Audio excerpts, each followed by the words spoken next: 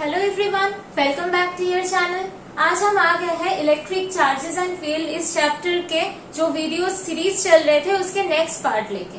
आज के पार्ट में हम डिस्कस करेंगे Gauss's theorem and its application. Okay, before starting the video I will request you please like, share and subscribe the channel to get more videos like this and write your feedback in the comment section also. तो आज के video start करते हैं। हमारा आज का first topic है what is Gauss's theorem. Okay, you can see the Gauss's theorem. The total electric flux over a closed surface is 1 by epsilon naught times of the total charge enclosed by the body.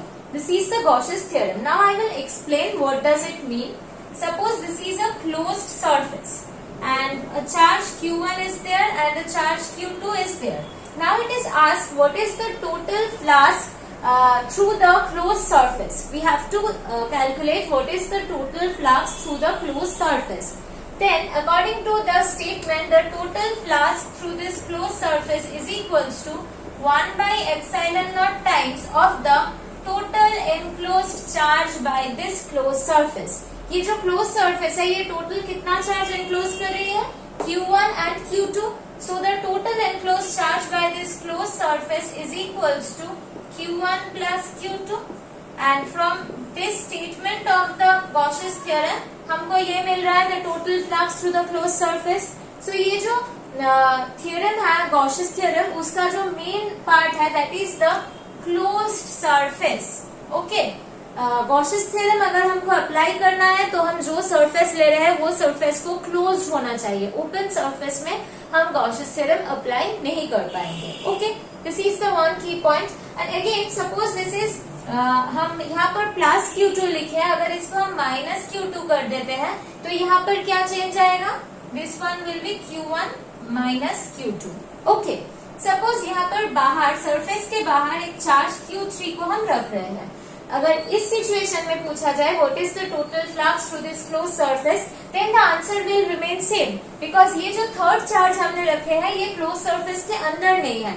We have to add all the charges who are enclosed by the surface. ये जो charge है ये enclosed नहीं है। Okay, सो आई hope आपको समझ में आया होगा ये स्टेटमेंट का मतलब। अगर कोई क्लोज सरफेस हमारे पास हो और उस क्लोज सरफेस से कितना इलेक्ट्रिक फील्ड निकल रहा है ये अगर हमारा क्वेश्चन हो तो हम करेंगे 1 by epsilon naught into the total enclosed charge। और ये जो enclosed चार्ज कैलकुलेट करेंगे इसमें हम चार्ज का जो साइन है पॉजिटिव नेगेटिव वो कंसिडर करेंगे और सिर्फ वही चार्ज लेंगे जो सरफेस के द्वारा enclosed है।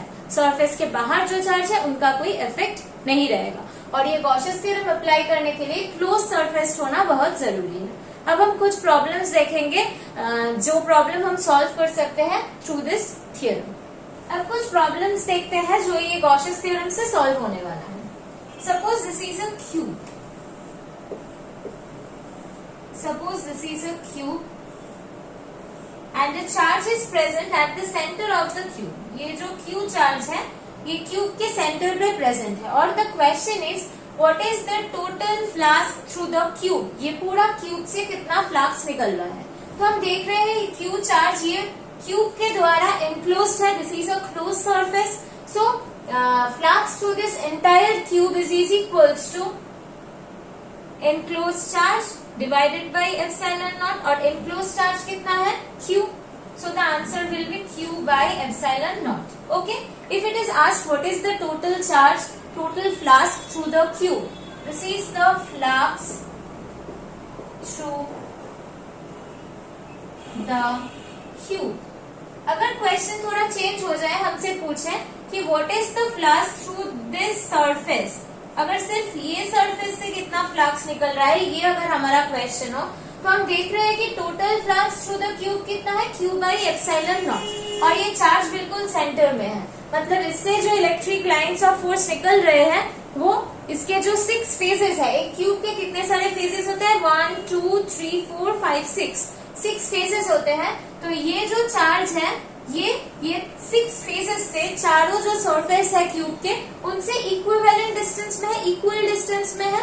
तो जो फ्लक्स निकल रहा है इस चार्ज क्यू से वो 6 सरफेस में इक्वली डिस्ट्रीब्यूट हो जाएगा because it is situated at the centre of the cube. ये क्यूब के सेंटर में है तो जो 6 सरफेसेस है वो इक्वली इनमें डिस्ट्रीब्यूट हो जाएगा। जो फ्लक्स ये चार्ज से निकल रहा है वो इक्वली वो 6 सरफेस में डिस्ट्रीब्यूट हो जाएगा।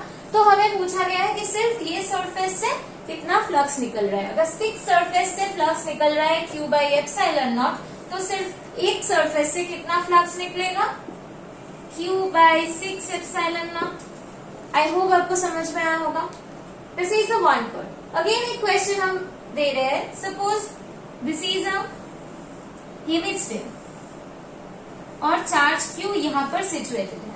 Now the question is calculate the flux passing through this hemisphere. इस हेमिस्फीयर से कितना फ्लक्स निकल रहा है, ये है क्वेश्चन। तो हम क्या करेंगे, यहाँ पर एक नोटिस करने वाली चीज है कि ये जो चार्ज Q है ये एनक्लोज नहीं है, राइट। ये जो चार्ज Q है ये कम्प्लीटली एनक्लोज नहीं है, ये ओपन सरफेस पे रखा हुआ है। तो हम बता चुके हैं कि गॉसियस थ्योरम अप्लाई करने की जो फर्स्ट चीज है वो है सरफेस को क्लोज होना चाहिए। तो इस सरफेस को हमें क्लोज बनाना है अगर हमें यहाँ पर गॉसियस थ्योरम अप्लाई करना है तो हम क्या करेंगे, ऐसा ही एक हेमिस्फीयर इसके ऊपर कंसीडर कर लेंगे, एक सेम टाइप का हेमिस्फीयर इसके ऊपर कंसीडर कर लेंगे। तो ये पूरे सिस्टम से कितना फ्लक्स निकल रहा है, flux through this entire system. ये क्लोज करने के बाद जो पूरा सिस्टम आ गया, मतलब एक कंप्लीट स्फीयर हो गया, इससे कितना फ्लक्स निकल रहा है, total enclose charge divided by epsilon not, right. लेकिन क्वेश्चन में तो ये पूरा सिस्टम पूछा नहीं गया था। क्वेश्चन में पूछा गया था कि ये हाफ हेमिस्फीयर से कितना फ्लक्स निकल रहा है। तो हम क्या करेंगे, ये जो चार्ज है ये दोनों हेमिस्फीयर के बिल्कुल सेंटर में है, तो इनसे जो फ्लक्स निकलेगा वो दोनों हेमिस्फीयर में इक्वली डिस्ट्रीब्यूट हो जाएगा। So the total flux through this sphere is Q by epsilon naught. So the flux through this particular lower hemisphere is equals to Q by 2 epsilon naught, right? तो अगर ऐसा कोई surface हमें दिया जाए जो क्लोज नहीं है, तो फर्स्ट हमें उसको क्लोज करना है, देन हमें निकालना है कि उस सरफेस से कितना फ्लक्स निकल रहा है। ये सेंटर में है तो इसका फ्लक्स दोनों में आधा आधा डिस्ट्रीब्यूट हो जाएगा। So flux through the lower hemisphere is equals to Q by 2 epsilon naught. This is the final answer. Okay, तो सिमिलरली और कुछ प्रॉब्लम्स हम डिस्कस करेंगे जो सॉल्व कर सकते हैं हम इस गॉसियस थ्योरम के द्वारा। उसके बाद हम एप्लीकेशन ऑफ गॉसियस थ्योरम में जाएंगे वीडियो के नेक्स्ट पार्ट में। ओके, अब ये 3 केसेस हम डिस्कस करेंगे। फर्स्ट केस में हम देख रहे हैं कि इस क्यूब के एक सरफेस में चार्ज Q है। This is the charge Q which is situated at the surface of the cube. इसमें हम देख रहे हैं जो चार्ज Q है वो स्फीयर के एक एज पर है, ठीक है, एक एज पर चार्ज Q है।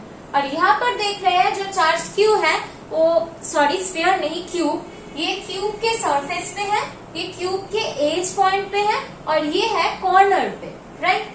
सो ये 3 केसेस हैं जहां पर चार्ज सरफेस में है, चार्ज एज पर है और यहाँ पर चार्ज है कॉर्नर पे। Okay, now if it is asked what amount of flux is passing through the entire cube due to this charge, what amount of flux is passing through the entire cube due to this charge, and what amount of flux is passing through due to this entire cube due to this charge. तो हमें इन तीनों case को देखना है। पहले हम बता चुके हैं कि हम गॉसियस थ्योरम तभी अप्लाई कर पाएंगे अगर चार्ज कंप्लीटली एनक्लोज्ड हो, तो क्लोज सरफेस बनाना है हमें। तो यहाँ पर आप देख रहे हो ये जो चार्ज है यहाँ पर ये एनक्लोज नहीं है, एक सरफेस पे है। तो इस चार्ज को अगर हमें कम्प्लीटली एनक्लोज करना है तो इसके तरह एक और क्यूब यहाँ पर रखना है ताकि ये पूरा चार्ज एनक्लोज हो जाए। सो कैसे हम और एक क्यूब रख सकते हैं, इमेजिनरी है ये क्यूब, एक्चुअल में नहीं है, लेकिन हम कंसिडर कर रहे हैं कि यहाँ पर एक और ऐसा क्यूब है, right. This cube is imaginary. अब आप देखो ये जो 2 क्यूब है, ये 2 क्यूब मिलके इस चार्ज क्यूब को एनक्लोज कर चुका है, राइट। तो now this entire thing is a close surface.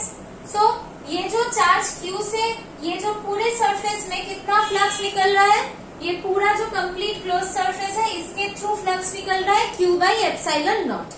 तो ये एक स्फीयर एक क्यूब जो हम ले रहे थे, हमें क्या निकालना था कि इस क्यूब से कितना फ्लक्स निकल रहा है ड्यू टू दिस चार्ज। वो क्या होगा, the total flux here that is Q by epsilon naught. Total flux means ये पूरा सिस्टम से जो फ्लक्स निकल रहा है that is the total flux. तो अगर ये पूरे सिस्टम से Q by epsilon naught flux निकल रहा है तो सिर्फ हमारा जो क्यूब था जिसके थ्रू हमें फ्लक्स निकालना था उस क्यूब से टोटल कितना फ्लक्स निकलेगा? Our required answer that is Q by 2 epsilon naught. क्योंकि ये जो चार्ज क्यू है ये दोनों क्यूब में इक्वली फ्लक्स दे रहा है बिकॉज दोनों क्यूब के तो बिल्कुल बीच में है, राइट? तो ये जो हमारा क्वेश्चन में था जो क्यूब उससे कितना फ्लक्स निकल रहा है? Q by 2 epsilon naught. Okay, next आ जाते हैं हमारा सेकेंड क्वेश्चन पे. यहाँ पर देख रहे हैं कि एज पॉइंट क्यूब के एक एज में हमारा चार्ज है तो हमें इस चार्ज को भी एनक्लोज करना है. इस सरफेस में रहे हुए चार्ज को एनक्लोज करने के लिए हमें एक और क्यूब इमेजिन करना पड़ा था. अगर हमें इस एज पे रहे हुए चार्ज को एनक्लोज करना है तब हमें और 3 क्यूब इमेजिन करना पड़ेगा. एक क्यूब यहाँ, एक क्यूब इसके ऊपर, एक क्यूब इसके ऊपर. We have to imagine 3 more cubes. 3 more cubes we need to enclose this charge. Okay, तो ये जो 4 क्यूब का पूरा कंप्लीट सिस्टम हो गया, उन 4 क्यूब के पूरे कंप्लीट सिस्टम से फ्लक्स निकल रहा है Q by epsilon naught. तो ये एक क्यूब से कितना चार्ज निकलेगा? That is Q by 4 epsilon naught. Okay, इस चार्ज को एनक्लोज करने के लिए हमें और 3 क्यूब चाहिए. एक क्यूब इसके पास, एक क्यूब इसके ऊपर, एक क्यूब इसके ऊपर. तो ये पूरा चार्ज एनक्लोज होगा. तो ये 4 क्यूब मिलके चार्ज को एनक्लोज करने के बाद ये जो पूरा सिस्टम बन रहा है उससे जो फ्लक्स निकल रहा है that is Q by epsilon naught. तो 4 क्यूब से फ्लक्स जा रहा है Q by epsilon naught. तो ये एक क्यूब से कितना फ्लक्स जाएगा? Q by 4 epsilon naught. Okay, similarly यहाँ पर आ जाते हैं. यहाँ पर चार्ज है कॉर्नर में. कॉर्नर में अगर चार्ज हो तो उसको एनक्लोज करने के लिए हमें 7 more क्यूब्स चाहिए. ओके, ये क्यूब के अलावा और 7 क्यूब चाहिए उस चार्ज को एनक्लोज करने के लिए. We need 7 more cubes. तो टोटल जो 8 क्यूब का सिस्टम बन जाता है उस टोटल सिस्टम से फ्लक्स निकलता है Q by epsilon naught. तो 8 क्यूब से अगर फ्लक्स निकल रहा है Q by epsilon naught तो एक क्यूब से कितना फ्लक्स निकलेगा? एक क्यूब से फ्लक्स निकलेगा Q by 8 epsilon naught. I hope आपको ये समझ में आ रहा है. ओके, तो एक बार हम रिकैप कर देते हैं. यहाँ पर हम जब सेंटर में था, जब चार्ज क्यूब के सेंटर में था, हम पहले दिखा चुके हैं, तब पूरे सिस्टम एनक्लोज था क्योंकि चार्ज क्यूब के सेंटर में था. तब पूरे क्यूब से फ्लक्स निकलता था Q by epsilon naught. अब चार्ज है क्यूब के एक सरफेस में, तो अब चार्ज को एनक्लोज करने के लिए हमें एक और क्यूब को इमेजिन करना पड़ रहा है. तो 2 क्यूब से फ्लक्स निकल रहा है अभी Q by epsilon naught. तो ये सिंगल क्यूब से फ्लक्स निकलेगा Q by 2 epsilon naught. और यहाँ पर आ जाते हैं चार्ज एज पे. चार्ज अगर एज पे हो तो उसको एनक्लोज करने के लिए हमें और 3 क्यूब इमेजिन करना है. तो पूरे 4 क्यूब के सिस्टम से फ्लक्स निकल रहा है Q by epsilon naught. तो एक क्यूब से फ्लक्स निकलेगा Q by 4 epsilon naught. और यहाँ पर चार्ज कॉर्नर पे है तो इस कॉर्नर पे रहे हुए चार्ज को अगर हमें एनक्लोज करना है then we have to consider 7 more cubes. तो टोटल 8 क्यूब का एक सिस्टम से फ्लक्स निकल रहा है Q by epsilon naught. 8 cube से अगर फ्लक्स निकल रहा है Q by epsilon naught then एक क्यूब से फ्लक्स निकलेगा Q by 8 epsilon naught. I hope आपको ये समझ में आया होगा. ये जो वैल्यू है ये है इस क्यूब से कितना फ्लक्स निकल रहा है, ये जो वैल्यू है ये है इस क्यूब से कितना फ्लक्स निकल रहा है, और ये जो वैल्यू है वो है इस क्यूब से कितना फ्लक्स निकल रहा है. ओके, और कुछ प्रॉब्लम्स हम देखते हैं जिससे कि आपका कंसेप्ट पूरी तरीके से क्लियर हो जाए. ओके, अगर आपको ये वीडियो समझ में आ रही है और आपको हेल्प हो रही है अपने स्टडी में then please like share and subscribe the channel to get more videos like this. अब देखते हैं इस केस का और थोड़ा वेरिएशंस. ओके, हम लास्ट केस देख चुके थे जहां पर चार्ज था क्यूब के कॉर्नर में, राइट? सी, ये है क्यूब है, इसके कॉर्नर में हमारा चार्ज क्यू था.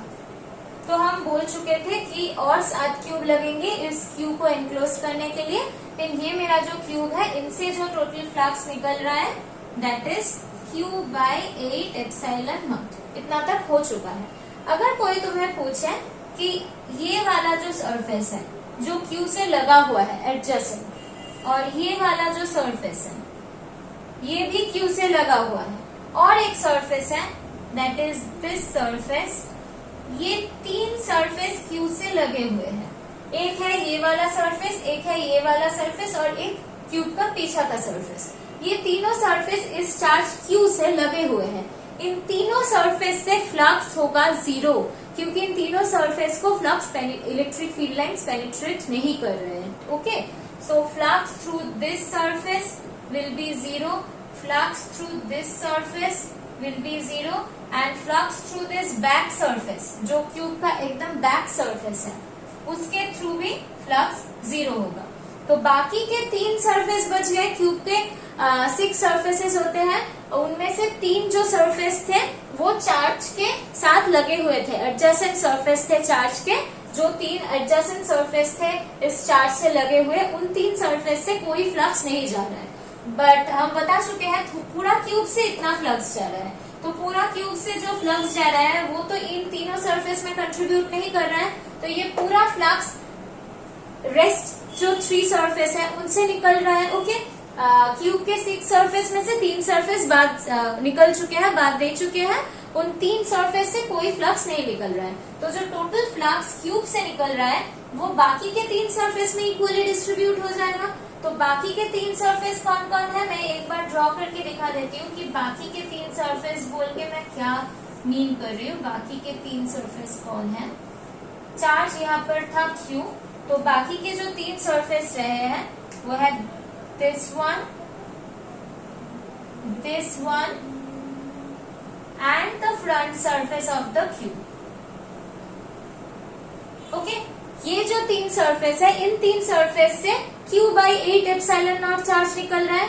तो इन तीनों सरफेस से, suppose this is the surface number 1, this is the surface number 2 and this front surface is surface number 3। तो सरफेस नंबर 1 से निकल रहा है Q/8 epsilon not into 1/3। Surface number 2 से भी निकल रहा है वो same charge Q/8 epsilon not into 1/3 और सरफेस नंबर 3 से भी ये निकल रहा है। और यहाँ का जो 3 एडजेसेंट सरफेस है उससे कोई फ्लक्स नहीं निकल रहा है। ओके, तो एक बार रिकैप कर देती हूँ। अगर चार्ज क्यूब के कॉर्नर में हो तो पूरे क्यूब से फ्लक्स ये वाला निकलता है, ऑलरेडी हम ये कर चुके हैं। लेकिन ये जो पूरा चार्ज है ये 6 सरफेसेस ऑफ द क्यूब में इक्वली डिस्ट्रीब्यूट नहीं होता। जो एडजेसेंट 3 साइड्स है चार्ज के, उनसे कोई फ्लक्स नहीं निकलता, उनसे 0 फ्लक्स निकलता है। और बाकी के जो 3 सरफेस है, उन 3 सरफेस में ये पूरा फ्लक्स इक्वली डिस्ट्रीब्यूट हो जाता है। बाकी के 3 सरफेस है, ये सरफेस, ये नीचे का सरफेस और ये फ्रंट का सरफेस। ये 3 सरफेस से जो फ्लक्स निकलता है that is Q/8 epsilon not into 1/3। तो इसका मतलब होता है Q/24 एप्सिलॉन नॉट। ये जो डिस्कशन अभी हुए हैं बहुत इंपॉर्टेंट डिस्कशन है आपके बोर्ड के लिए भी और कॉम्पिटिटिव एग्जाम नीट जेई इसके लिए भी। तो अच्छे से समझना, अगर कुछ चीज समझ में नहीं आए तो कमेंट सेक्शन में लिखना और वीडियो को पॉज करके वापस देखना। आई होप आपको ये पूरा सीरीज बहुत काम का लग रहा है। Then please like, share and subscribe the channel to get more videos like this. इस चैप्टर के एक दो और पार्ट आने वाले हैं जहां पर हम गॉसेस थ्योरम के एप्लीकेशन से कुछ डेरिवेशंस करेंगे। So stay tuned. Thank you everyone for watching the video.